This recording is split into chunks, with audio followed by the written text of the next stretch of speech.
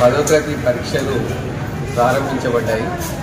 18 నుంచి మొత్తం 2వ తారీఖు వరకు పదో తరగతి పరీక్షలు నిర్వహించబడ్డాయి. అందులో భాగంగా అందోల్ మండలం లోపల 6 సెంటర్లు ఏర్పాటు చేయడం జరిగింది.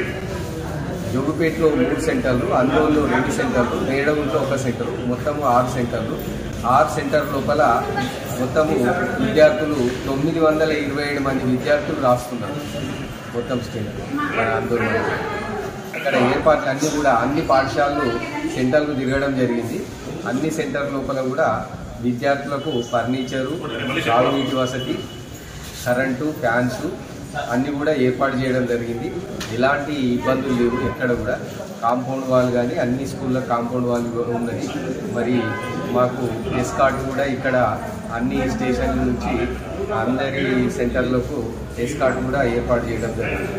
కాబట్టి ఎలాంటి ఇబ్బందులు అయితే మాకు 6 సెంటర్ లోపల ఎలాంటి ఇబ్బందులు